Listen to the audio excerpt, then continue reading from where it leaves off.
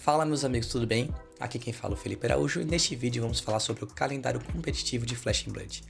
Não é novidade para ninguém que o primeiro semestre é recheado de eventos, é um atrás do outro, é uma coisa insana.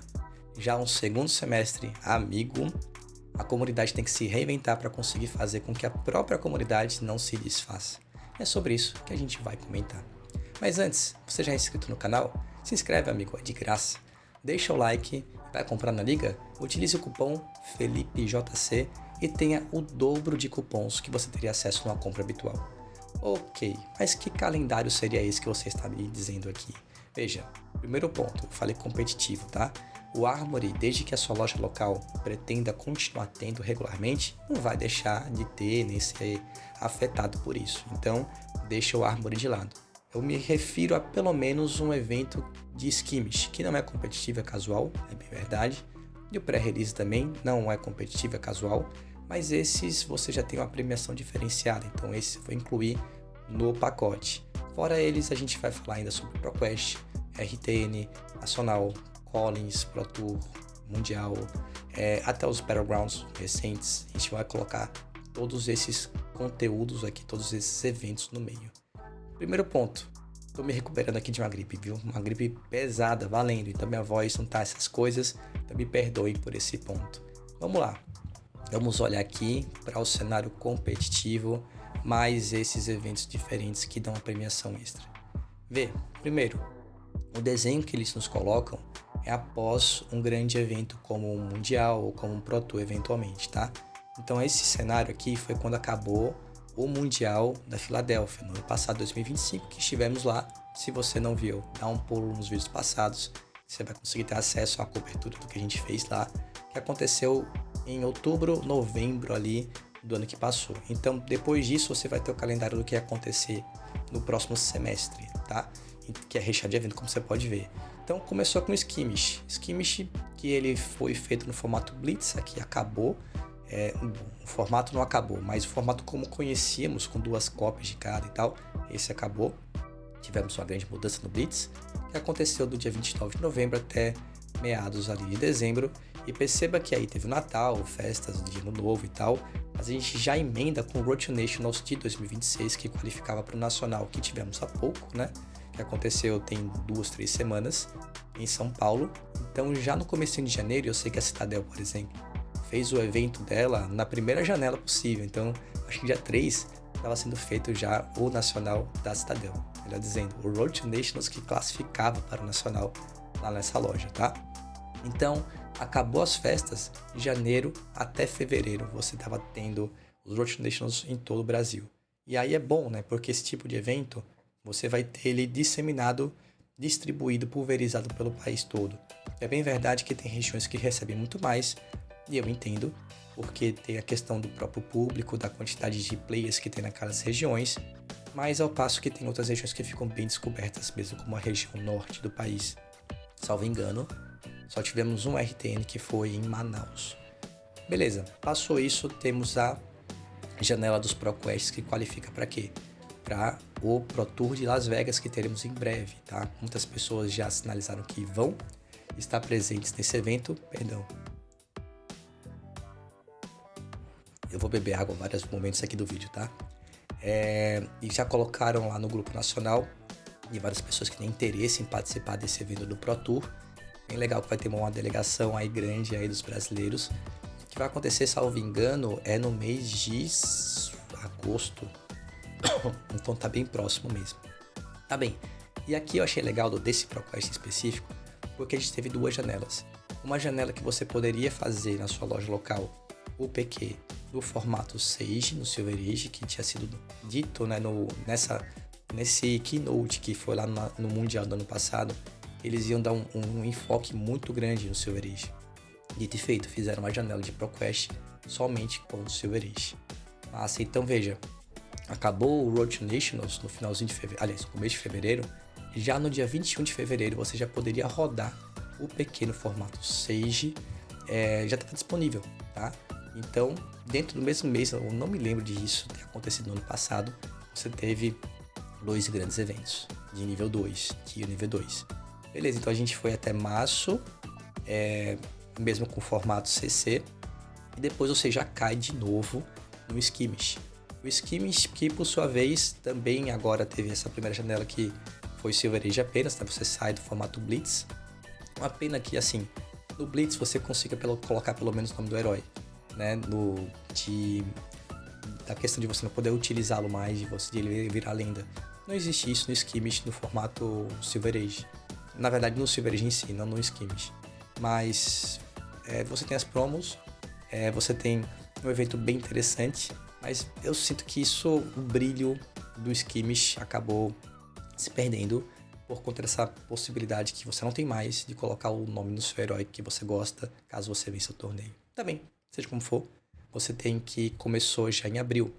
Então veja, a gente não teve um mês sequer sem um evento interessante. Abril e maio. Só que isso não é tudo.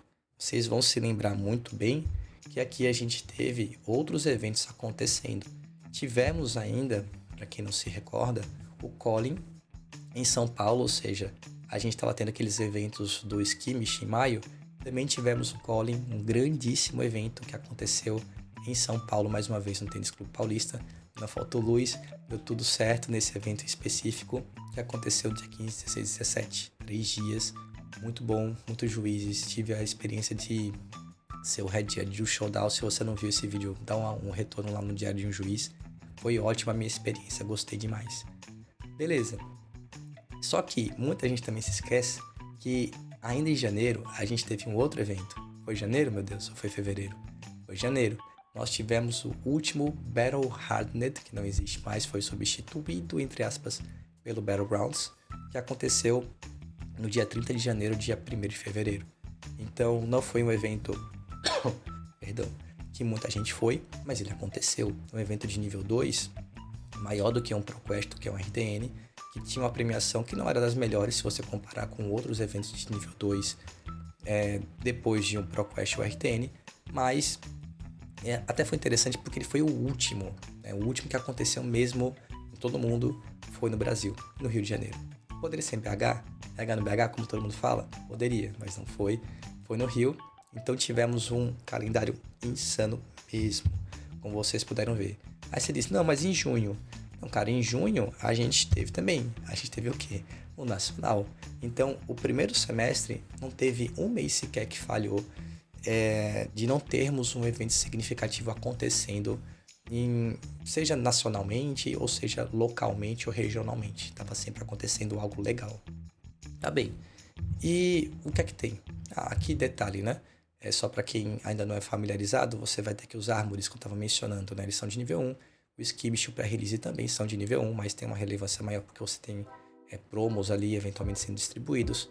E aqui foi grande parte dos eventos que eu acabei mencionando, né? Do Road to Nationals e ProQuest. E também um pouquinho Showdown que aconteceu dentro do Calling. Sempre acontece dentro de um Calling ou de um evento maior como Pro Tour e Worlds. Tá bem. Mas o que mais que você tem a dizer? Seguinte, acabou então o primeiro semestre. A gente já foi. Tô gravando aqui no sábado, 4 de julho. Então é isso, né? A gente já passou por esse momento de euforia e vem para um momento agora que cai muito a intensidade dos torneios. A gente tem uma prévia do que vai acontecer, mas ainda não está pormenorizado o que teremos efetivamente de eventos. Mas vamos ter o quê? Vamos ter de cara, esse evento ainda já acontece em julho, o Battlegrounds que vai acontecer na Flow, que cujas vagas, as 80 vagas, custando R$50, acabaram em, eu não contei quantos minutos, mas assim, sei lá, eu realmente não consegui fazer essa aferição, mas não passou de 10 minutos para todas as vagas, as 80 vagas, serem pulverizadas. E assim, não por acaso, cara, veja bem, você tem um ingresso que custa R$50, beleza? É caro, vamos chegar nesse ponto. R$50, todo mundo, todos os 80 players vão receber um Tournament Pack. Esse Tournament Pack é fácil você encontrar alguém, inclusive eu compro por R$200. Eu compro para fazer minhas coisas de mecha, depois eu vendo excedente. Então, caso você vá participar do Flow, do Battlegrounds da Flow e queira vender seu pack, eu compro por R$200. Veja bem, não faz sentido, cara. Você vai pagar R$50 no ingresso e você tá recebendo 200. Então você paga quanto para você participar? Você paga menos R$ 150. Para você participar, você já bota no bolso 150, se diverte e eventualmente pode conseguir uma premiação maior. Afinal de contas, quem vence o Battlegrounds consegue o PTI, que é aquela oportunidade de você poder jogar qualquer evento que você desejar e ainda você consegue transferir, salvo engano, ainda é possível, para uma outra pessoa e às vezes as pessoas acabam tendo um trade aí, né, vendendo, sei lá, não sei nem como funciona ao certo, mas sei que dá para fazer. Então, cara, além da Goldfoil, é claro. Então, assim, esse evento é magnífico, é uma pena que só tenha tido 80 vagas, mas eu entendo porque a capacidade que se tem naquela loja ou no local onde eles alugaram, enfim, mas só tem esse, né, pelo menos nessa janela. Se eu não me engano, tava um zoom, que eram 3 janelas de Battlegrounds por ano. Tivemos a primeira, que foi de teste, cuja loja que cediu foi a Citadel, tivemos no Brasil. Acho que foram 15 no mundo, se eu não estou enganado. Tiveram 3 ou foram 5 nos Estados Unidos, os 3 no Japão, porque estava na época do Pro Tour, de lá de Yokohama, e uns pulverizados pelo mundo, e o Brasil recebeu um, e foi muito bem sucedido. Maravilhoso. Então, assim, esses eventos ainda são muito poucos, mas teve a primeira janela que mencionei, agora a segunda. É possível, não é confirmado, que ainda tenhamos uma terceira janela ainda esse ano. E precisa. Então essa foi a forma que eles encontraram para tentar minimizar esse impacto de termos poucos eventos no segundo semestre. Porque o desenho é o quê?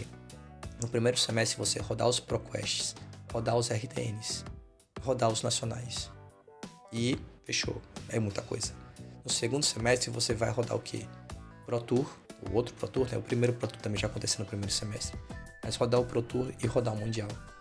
Os eventos que são de cunho mundial, né? Perceba, o Pro Tour é mundial e o Mundial é mundial. Então são eventos que dificilmente vão ser realizados no Brasil. Além dos calls que são feitos, né, o tempo inteiro. Só que tradicionalmente, né, você vai ter o calling ocorrendo, no nosso caso, no Brasil, no primeiro semestre. Então, aconteceu esse ano, em maio, poderia ser no segundo semestre, ia ser ótimo se fosse feito assim, melhor distribuído. Até porque muita gente não foi pro Nacional, porque tinha tido calling no mês anterior. Então, essa proximidade, foi menos de um mês, ou exatamente um mês, perto disso, fez com que muita gente não conseguisse ter dinheiro para fazer as duas coisas, né? Então, um erro de logística aqui. Tá, mas talvez tenha sido aquilo que dava para fazer, e aí a gente não sabe, não tem essas informações. E aí, no segundo semestre, você vai ter os calls, que também acontece de forma habitual, mas não no Brasil, não na América do Sul. Você até tem na América Latina um outro primeiro calling que vai ter no segundo semestre, mas é no México, cara. Pô, no México é longe pra caramba. Ah, não, é na América Latina, mas pô, você colocou o lugar mais longe que tem na América Latina para um brasileiro ir. Então, fica difícil. Talvez tenhamos ano que vem, espero que tenhamos mesmo, um calling em Santiago. É provável porque, assim, o que acontece, né? Eu sempre fico de olho nisso. Os nacionais, a abertura de nacionais é sempre um indicativo de onde teremos callings no ano subsequente. Então, tirando o Brasil, porque o Brasil tem nacional desde há muito tempo, mas mesmo quando era em épocas anteriores ao ano passado, porque assim, a gente recebeu calling quando? Esse ano, 2026, e ano passado, 2025. Em 24, a gente tinha o Battle Hardened, recebia esse evento. E no ano anterior, acho que falhou. Acho que 23 nós não tivemos Battle Hardened. 21 eu acho que a gente teve no Rio. Então, assim, a gente tinha alguns momentos que tínhamos Battle Hardened e depois tivemos o call de forma consistente, já pelo segundo ano consecutivo. E aí, eu percebo que, assim, eles têm aumentado a quantidade de nacionais em países diversos. São 80 países, salvo engano, perto disso, acontecendo por aí. E aí, eu lembro que quando aconteceu o Nacional no México, foi ano passado, e eu acompanhava, eu sempre fico de olho quais são os países que vão receber na América Latina esse evento. Então, teve o Nacional no passado, no México, massa, beleza, e aí eles foram agraciados esse ano com um calling. Esse ano, nós tivemos a primeira vez o Chile recebendo o Nacional. Ano passado, eles receberam só um Last Chance, foi o que deu para eles, que inclusive foi o Felipe quem ganhou. Felipe, não o Felipe do Rio de Janeiro, muito bem do seu, é o Felipe lá que mora em Santiago, que é bem conhecido também pela comunidade. Ele ganhou a vaga, não tinha nacional, foi então dessa forma que ele conseguiu se classificar e esteve lá na Filadélfia. E aí esse ano teve nacional, então é possível que no ano que vem, seguindo essa escadinha como aconteceu com o México, tenhamos um quali em Santiago. E aí nós teríamos pelo menos, provavelmente, eu acho, né? Um quali acontecendo em São Paulo no primeiro semestre, um quali acontecendo no segundo semestre em Santiago. Ia ajudar demais. Então assim, tem jeito, e é provável que esse planejamento já seja concluído para o ano que vem e se resolva. E como mencionei, eles estão já fazendo esse ajuste, esse pente fino com os Battlegrounds, né? Então aqui a gente vai ter em julho. Depois de julho, agosto, morno. Não tem, cara, não tem nada para fazer. Talvez um skirmish, eu nem me lembro mais. Setembro, mesma coisa. Outubro, meados de outubro, você volta até o ProQuest já para se classificar para o começo do primeiro semestre, você poder ir para o Pro Tour se você ganhar a vaga. Então você vai ter meados de outubro até meados de novembro, a nova janela do ProQuest. Então, e aí chega dezembro, você vai ter eventualmente o skirmish e acabou o ano, né? Então veja, enquanto que, ao passo que no primeiro semestre a gente não teve um mês que falhou, inclusive tendo vários eventos um em cima do outro, ou 2 simultâneos até, como foi o Battle Hardened com o ProQuest, que aconteceram ao mesmo tempo, tá? Foi até confuso isso, de você colocar eventos muito bons nas mesmas datas para um local que não tem um local que é o Brasil, que não tem tanto evento competitivo. Mas enfim, então primeiro semestre insano, segundo semestre você vai ter aqui 2 meses de falha grande. Você vai ter agosto sem nada, setembro sem nada, meados de outubro sem nada. E eu não tô colocando na verdade julho na conta, que vai ter Battlegrounds. Mas veja, é um Battlegrounds com 80 pessoas, que só quem conseguiu comprar basicamente foram quem mora por lá, ou eventualmente uma outra pessoa que estava muito ligada que abria ali as vagas e conseguiu comprar. E só, assim, eu tô falando de 80 pessoas, o canal aqui tem mais de 1.000 pessoas inscritas, a gente tem mais de 1.000 pessoas que jogam de forma consistente o jogo, pelo menos tirando pela métrica do canal.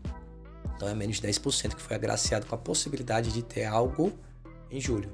Então seria correto dizer, no meu ponto de vista, julho, agosto, setembro, parte de outubro a gente não tem nada. É mais de 25% do ano. É uma falha absurda, tá? Tá melhorando, mas é uma falha absurda ao meu ver, tá? Comenta aqui embaixo o que você acha sobre isso. E o que acontece naturalmente? A comunidade ela vai para outros card games. Aqui mesmo em Recife, o pessoal vai jogar esse troço aqui, ó, vai jogar o Riftbound. Outros vão jogar Pokémon. Outros vão jogar One Piece, que tem uma premiação absurda de boa, né? É que eu não curto a temática, mas enfim, o pessoal gosta, vai jogar lá um negócio lá, o One Piece. Em João Pessoa, que é outra comunidade que eu sigo de perto, eles conseguiram fazer um negócio que eu acho muito legal, uma iniciativa muito boa e que inclusive eu agradeço ao pessoal da LSS em dar um suporte quando tem esse tipo de iniciativa. Qual seria? Inclusive é hoje, tá? Dia 4 de julho, sábado, vai ter o Super Armory em João Pessoa. Eles criam esse evento, que é um Armory, tá? Só que eles colocam esse Super para dar para ser algo de marketing, né? E deixar o negócio maior, com uma premiação extra, fazendo umas coisas mais interessantes. Você consegue pegar players de outras regiões, de outros estados, eventualmente, e colocam realmente coisas para premiação e tal.